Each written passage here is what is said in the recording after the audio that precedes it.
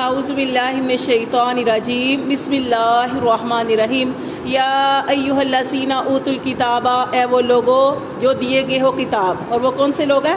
وہی یہود و نصارہ کی بات ہو رہی ہے کہ اے ایمان والو جن کو دی گئی کتاب، آمینو ایمان لاؤ بما اس پر نزلنا جو ہم نے نازل کیا۔ کیا نازل کیا؟ قرآن مجید۔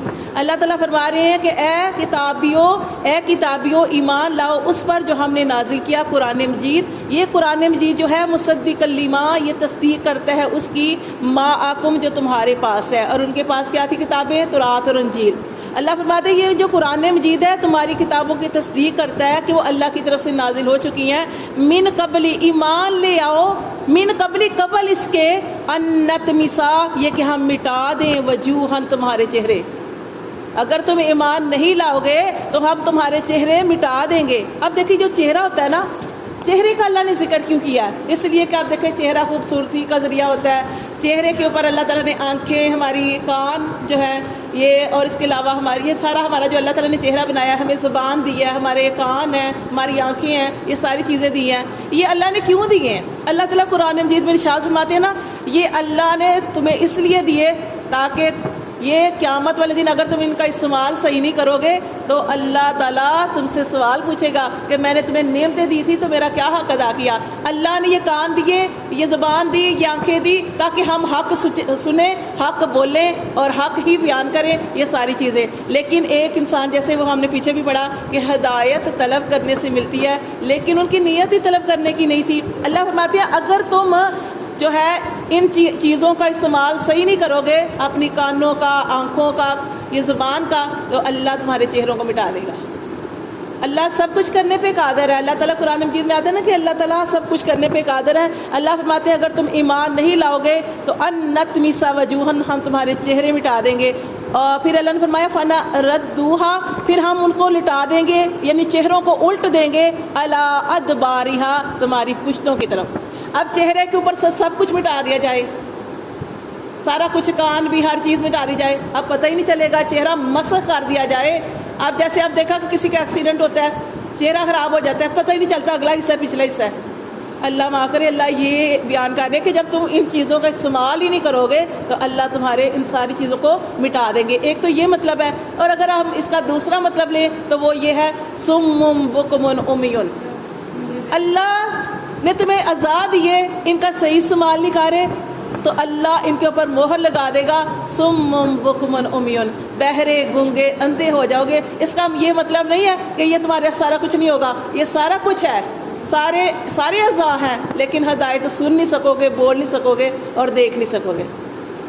پھر مہر لگ جائے گی، اس کو کہتے ہیں صم بکم عمی، اور جب مہر لگا دی جاتی ہے پھر کبھی بھی ہدایت نہیں ملتی۔ وہ اللہ کی طرف سے مہر لگا دی جاتی ہے کہ اب تمہارے اوپر ہدایت جو ہے وہ اثر نہیں کر سکتی۔ اسی لیے نبی صلی اللہ علیہ وسلم کی حدیث کا مفہوم ہے کہ جب آپ سے ایک گناہ ہوتا ہے تو دل کے اوپر ایک نقطہ لگ جاتا ہے۔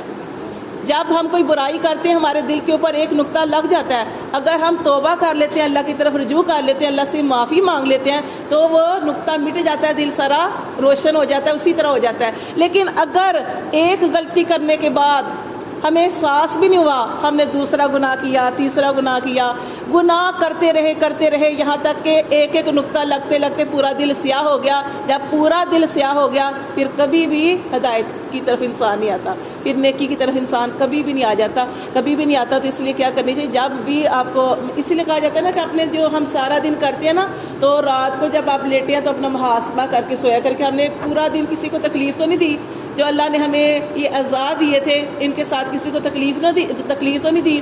اگر ہم نے کوئی ایسا معاملہ ہو گیا، جاننے میں انجانے میں ہم نے کچھ کہہ دیا تو اللہ سے معافی مانگے تو سویا کرے کہ اللہ تعالیٰ معاف کر دے، اور اللہ جس کے ساتھ ہی میں نے معاملہ کیا ہے، اول تو ایک ہوتا ہے حقوق اللہ اور ایک ہوتے ہیں حقوق العباد۔ اگر آپ کو لگے کہ آپ نے زیادتی کیا تو آپ اگلے سے معافی مانگیں۔ اگر دنیا میں معافی مانگ لیں گے وہ سب سے زیادہ بہتر ہے، کیونکہ آخرت میں بھی یہ سارا معاملہ ہوگا۔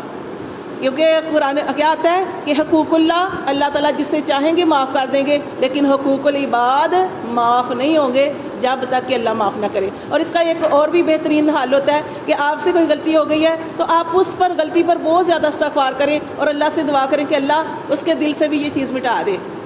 تو اس طریقے سے بھی ہوتا ہے، ٹھیک ہے۔ تو اللہ تعالیٰ فرماتے ہیں کہ کہ ہم ان کو لٹا دیں، ان کے چہروں کو پھیر دیں، الا ادبارہم ان کی پشتوں کی طرف، او نلعنہم یا ہم ان پر لعنت کریں، کما جیسا کہ لعنا ہم نے لعنت کی اصحاب السبت ہفتہ والوں کے بارے میں۔ اور آپ جانتے پڑھ چکے ہیں نا اصحاب السبت کا واقعہ، ہفتے والے دن کا واقعہ۔ وہ کیا تھا کہ اللہ تعالیٰ نے مچھلی کا شکار منع کیا تھا کہ آپ نے، کیونکہ اللہ تعالیٰ نے ان کے لیے کون سا دن رکھا تھا؟ جمعے کا دن۔ جمعے کا دن اللہ نے ان کے لیے منتخب کیا۔ وہ کہنے لگے کہ نہیں، ہم تو ہفتے والے دن عبادت کریں گے، جیسے ہمارے لیے جمعے کا دن عبادت کا دن ہے۔ تو ان کے لیے جمعے کا دن رکھا تھا، انہوں نے کہا نہیں، ہم نے ہفتے والا دن رکھنا ہے۔ اللہ نے ان کے لیے ان کا پسندیدہ دن ان کو دے دیا، ہفتے کا دن۔ اللہ نے فرمایا یہ جو ہفتے کا دن ہے تمہارے لیے تمہاری عبادت کا دن ہے، اس دن تم نے ایک چیز سے منع کیا کہ زیادہ عبادت کرنی ہے اللہ کی طرف، جیسے ہم غسل کرتے ہیں، سارا کچھ نماز کی طرف تیاری کرنی ہے، نیکیوں کی طرف دوڑ لگانی ہے، اور مچھلی کا شکار نہیں کرنا۔ اللہ تعالیٰ نے جس چیز سے منع کیا، آزمائش بھی اسی چیز کے ساتھ ہوتی ہے۔ اب مچھلی جو تھی پورا ہفتہ مچھلی جو تھی وہ لگاتے تھے، جال لگاتے تھے، لیکن مچھلی اس طریقے سے نہیں آتی تھی۔ لیکن جیسے ہی ہفتے کا دن ہوتا تو مچھلی جو ہوتی تھی نا، ایسے مچھلیاں جو تھی اچھلتی تھی کہ جیسے ان کو دعوت دے رہی ہیں کہ ہمیں پکڑ لو۔ لیکن یہ آزمائش تھی، یہ اللہ نے اس چیز سے منع کیا تھا کہ آپ نے شکار نہیں کرنا، لیکن انہوں نے کیا کیا؟ انہوں نے جا کے پھر اس طرح نالیاں بنا لی، اور ہفتے والے دن ہی جا کے تو کچھ اس طریقے سے کام کر رہے تھے، اور اتوار کا دن ہوتا تو صبح وہ جو مچھلیاں وہاں پہ آئی ہوتی تھی ان کو پکڑ کے لے آتے تھے۔ تو یہ چیز سے اللہ نے منع کیا کہ ہفتے والے دن جب اللہ نے منع کر دیا ہے تو آپ ہیلے بہانے کیوں کرتے ہو، کیوں ایسے کرتے ہو؟ تو پھر انہوں نے جب خلاف ورزی کی تو پھر اللہ تعالیٰ نے کیا کیا؟ ان کو بندر اور خنزیر بنا دیا تھا اللہ تعالیٰ نے۔ اور یہ سارا معاملہ ہو چکا ہے نا، کہ یہ پیچھے گزر چکا ہے کہ پھر اللہ تعالیٰ نے ان کو بندر اور خنزیر کی صورت میں بنا دیا۔ اللہ فرماتے ہیں اللہ تم پر ایسی لعنت کرے جیسی اللہ نے لعنت کی تھی ہفتے والے دن کے بارے میں، ٹھیک ہے، اللہ معاف کرے۔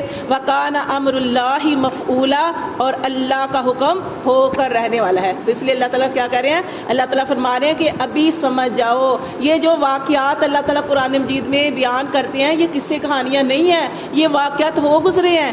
اگر تم بھی ایسا ہی معاملہ کرو گے، اللہ کی نافرمانیاں کرو گے۔ آپ دیکھیں جیسے ہمارے لیے جمعے کا دن ہے، ہم اپنے بارے میں سوچیں نا کہ جمعے کا دن ہمارے لیے عبادت کا دن ہے۔ اب کئی لوگ پوچھتے ہیں ہم جمعے کے دن مشین لگا لیں، لگا سکتے ہیں، کوئی مسئلہ نہیں ہے، لیکن آپ کو اگر کوئی مجبوری ہے کہ آپ کے بچے اسکول جا رہے ہیں، آپ کے بچوں کے پاس کوئی اور یونیفارم نہیں ہے تو آپ کپڑے دھو سکتے ہیں، کوئی مسئلہ نہیں۔ لیکن اگر آپ کے پاس کپڑے ہیں تو آپ کو جمعے والے دن مشین لگانے کی کیا ضرورت ہے؟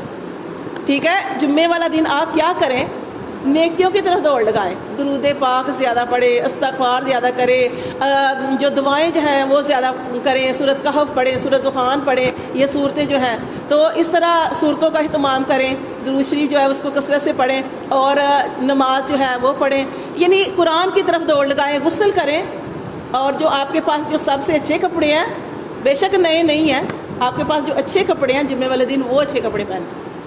تو یہ جمعے کا اس طریقے سے احترام کریں، ادب کریں، کیونکہ یہ ہمارے لیے کون سا دن ہے؟ عید کا دن۔ آپ کو پتہ ہے یہ جمعے کا دن وہ دن ہے، اس دن ہر کوئی ڈرتا ہے اللہ سے۔ کیوں؟